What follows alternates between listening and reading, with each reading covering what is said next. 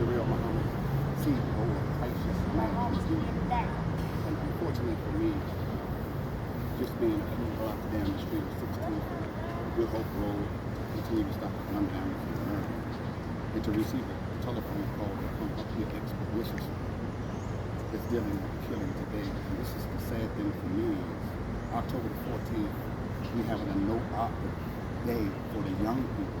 We just did a news conference historically with Persia 3 weeks ago for the church and the mosque to come out and engage with our people in terms of establishing a relationship with them, help them realize that all lives are safe. So to see this young man land on the ground, meaning that in a few more days he would be buried and his family have to deal with grief, him being here no longer.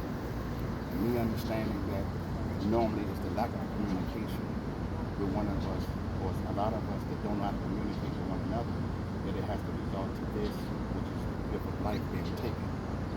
Once again, I'm sad to see his family grieving, shaking myself and other people that's dealing with this crisis in terms of gun violence in America. What happened in broad daylight like this is almost imaginable to conceive. So we just have to continue to go out and do all that we can, because pontificating about it is not enough. We have to engage with our young people in terms of mental health, because there has to be a mental health issue in terms of young people killing young people like it's nothing. So for me, I'm investing my pen to try to contact the family and see what I can do, but more so in the next 9 days, we could really have a major program, nothing for young people, a half a mile from here.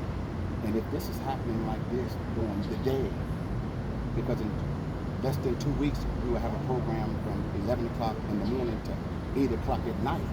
And knowing that potentially, it might be some of this stuff involved around that particular program. So the thing for me is, at this time, I just want to go find the family to see what I can do on behalf of the Crisis Management Unit to comfort them, more so with resources if that's the case, and continue to work in the streets. What was going through your mind when you saw?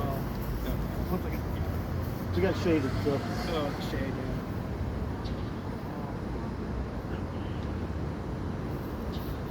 Yeah. You saw them loading the ambulance. Well, That person. What was going through your mind? I was looking over at you. You just. I mean, you see it so many times. Does it still come as a shock? Are you angry? Are you sad?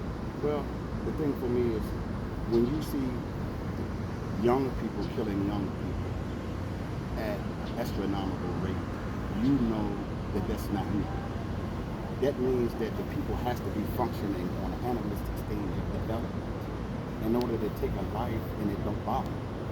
So naturally, it bothers me to see it not only firsthand, but what could I do? Because oftentimes we sit back and talk about the problem as if there is no solution. For me, in Crisis Management Unit, what we try to do is prevention instead of intervention. But the thing for me is, you can't do it all by yourself. So for me, yeah, of course it bothers me anytime you see another human being life being taken sensitive like that. But for me, once again, seek out the family to see what I can do in terms of comfort for them, and if it takes finance for them, from me and Crisis Management Unit, him do all that I can. But to receive that call, because I received a call, and I was already told what it was about. I was already told that he was deceased.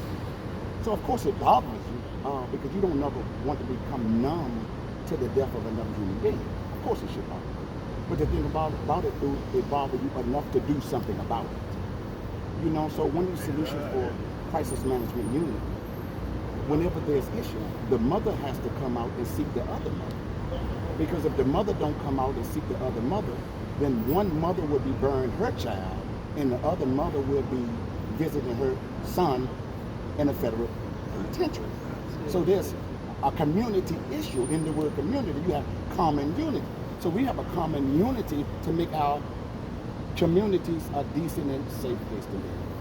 You're on the street every day. Yes. You're talking with the youth, the families. What's the main takeaway for you? Why this particular problem? Resources, or the lack of. I hear it all day. They want to work. There's a housing issue. There's no doubt about it. There's a mental health issue, and there's no doubt about it. There's a substance abuse issue. So it's a cocktail of things in terms of solution. But more importantly, they're not going to buildings.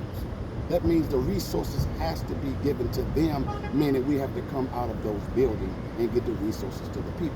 So just talking about it is going to get worse. It's like cancer. It's going to continue to amplify and metastasize if the community as a whole don't get involved. And the gun situation. Well, the thing about it, I've been studying that for a while. Of course, we don't make the guns in Washington, D.C. I mean, they have to be coming from outside sources. Now, to answer that adequately, that's a governmental problem in terms of those guns and assault weapons. I can't speak to that because I know they're not being manufactured in our community. So the thing about it, whether it's the politicians, whether it's MPD, they have to deal with that issue.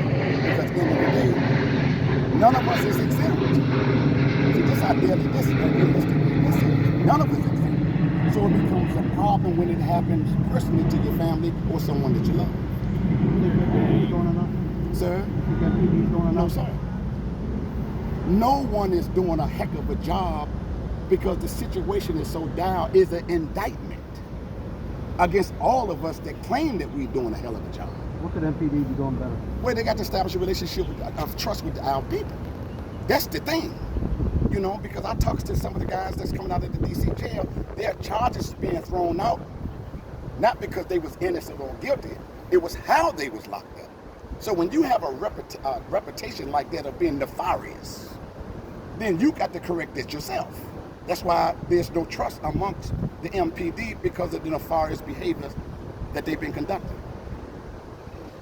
Earlier today at a news conference, Councilmember Robert White said that the city is at a crime rate. And he said that part of the problem is growing up in the 80s and 90s, it's not like it used to be. These kids today, they have guns with extended clips, they've got high-powered ammunition and rifles, and it's indiscriminate shooting, unlike what we saw in the 80s and 90s where it's a lot of targeted shooting. Do you agree with him?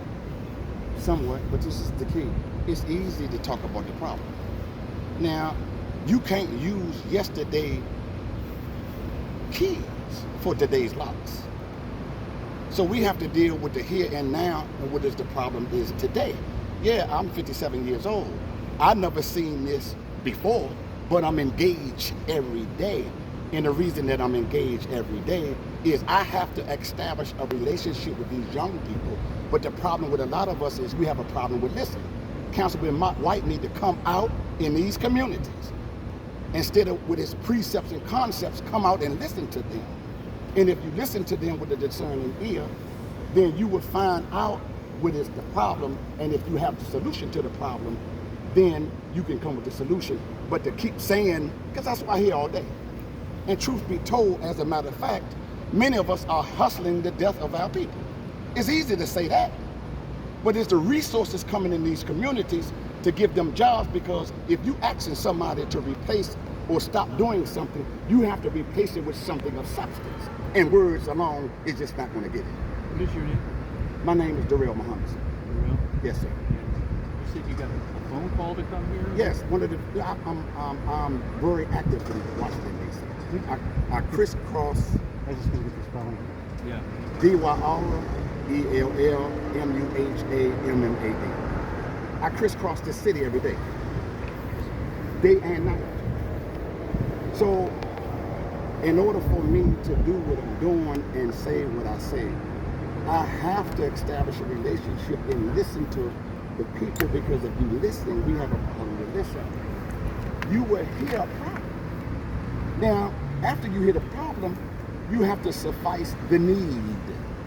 And that's the thing that we have to do. With that being said, thank you, sir. Are you with a group, Dyrell? Yes, I'm the CEO of Crisis Management.